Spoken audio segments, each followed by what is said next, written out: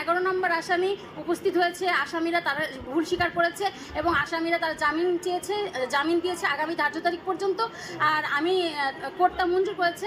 আর আমরা সকলেই চাই যে একটা শাস্তি হোক, কারণ শাওন আমাদের অনেক মামলা অনেক প্রভাব বিস্তার করেছে এবং আমাদেরকে অনেক হুমকি ধামকি মারধর সব কিছু করেছে। তো এই মতো অবস্থায় আমরা কোর্টের প্রতি সন্তুষ্ট, আইনের প্রতি সন্তুষ্ট। শাওনের দ্বিতীয় আম্মা নিশি ইসলামের করা মামলায় অভিনেত্রী ও গায়িকা মেহের আফরোজ শাওনের বিরুদ্ধে গ্রেপ্তারি পরোয়ানা জারি করেছেন আদালত।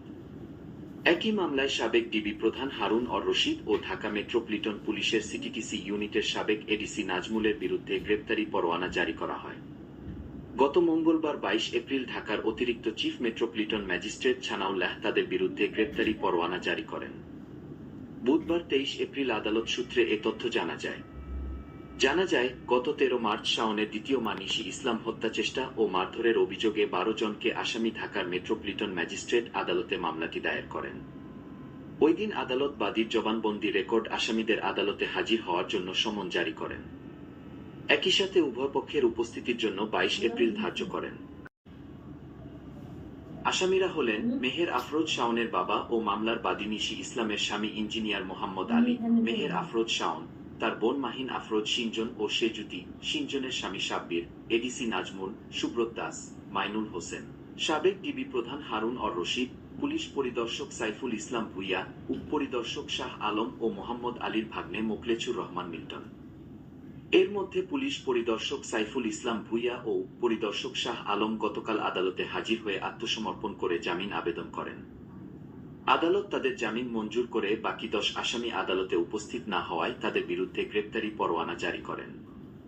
মামলার সূত্রে জানা যায় 2024 সালের 21 ফেব্রুয়ারি শরীয়ত মোতাবেক 50 লক্ষ টাকা দেনমোহর ধার্য করে ও 50,000 টাকা উসুল করে আসামি ইঞ্জিনিয়ার মোহাম্মদ আলী তার পূর্বের স্ত্রীর কথা গোপন রেখে বাদী নিশিকে বিয়ে করেন। তিনি পরবর্তীতে জানতে পারেন মোহাম্মদ আলী পূর্বেই বিবাহ বন্ধনে আবদ্ধ হয়েছেন এবং তার পূর্বের একটি পুত্র ও 3টি কন্যা সন্তান রয়েছে।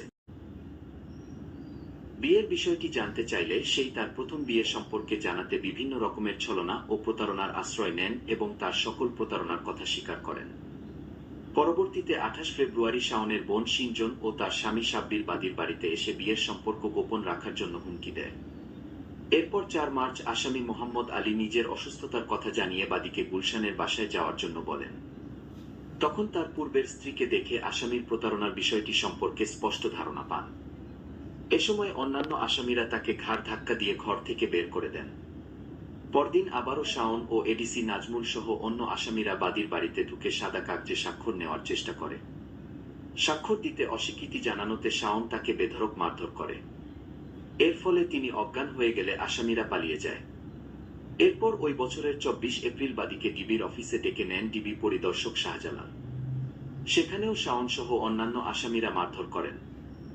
এ সময় ডিবি প্রধান হারুন বাড্ডা থানার ওসিকে বাদীর বিরুদ্ধে মামলা নিতে বলেন। পরে এ মামলায় তাকে গ্রেপ্তার করা হয়। পরদিন রিমান্ডে নিয়ে নির্যাতন করে এবং মাদক ব্যবসায়ী সাজায়।